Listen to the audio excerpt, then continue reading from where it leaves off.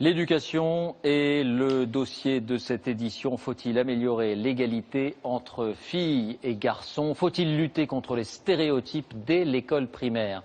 C'est le sens d'un programme du gouvernement expérimenté en ce moment. Il porte sur les vêtements, les couleurs, les clichés du bleu et du rose, mais aussi sur les activités, danse ou Lego, mais pour tout le monde.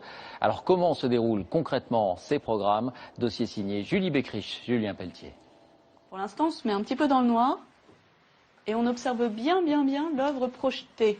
Tu voulais dire quoi? Que vont voir ces enfants de pareil. CM2 dans ce tableau de Renoir? Madame Charpentier et ses enfants, tous deux vêtus de robes et de souliers noirs. Madame, elle a habillé en noir et en blanc. Oui. Et ses deux filles en bleu. Oui. Qui veut nous dire le titre qu'il a trouvé pour ce tableau? La femme et ses filles. Les deux jumelles et leur mère.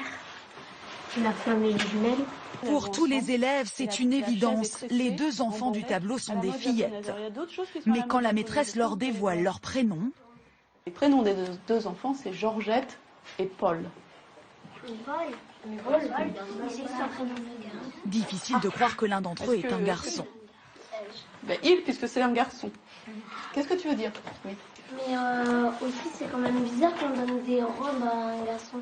On avait les mêmes vêtements, le même trousseau de vêtements pour les garçons et pour les petites filles jusqu'à 6 ans. La maîtresse veut amener les enfants à s'interroger sur toutes ces évidences. C'est bizarre parce que les garçons, ils ne mettent pas de robe, ils mettent des pantalons, normalement. Moi aussi j'ai les cheveux longs, et Yannick Noah par exemple aussi il a les cheveux longs, donc moi ça me surprend pas. La consigne, c'est d'habiller maintenant les deux enfants à la mode d'aujourd'hui. Un peu de colle, 3 coups de ciseaux, voilà les enfants de la fin du 19e siècle rhabillés. Mais selon quel modèle? Celui que les élèves observent en regardant la tenue de leurs camarades ou celui véhiculé dans les livres de jeunesse et les catalogues? C'est une fille et un garçon, j'ai mis pour la fille un peu une jupe, et là j'ai mis un petit short, un peu genre Marcel. Les garçons c'est plutôt bleu, et la fille c'est plutôt rose. Est-ce que tu portes du bleu aujourd'hui? Non. Et ta voisine du rose? Oui.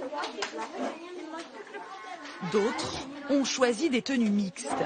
Et à cet exercice-là, personne n'a tort ou bien raison.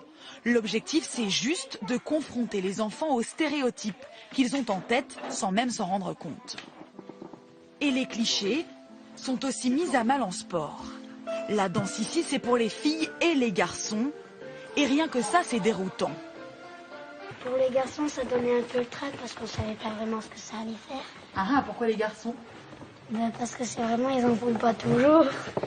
On sait pas si les garçons ils savent danser ou pas. Et pour le savoir, justement, les enfants sont invités à se mélanger, filles-garçons, pour danser. Quelques hésitations et les duos se forment. Ce n'est donc pas si compliqué.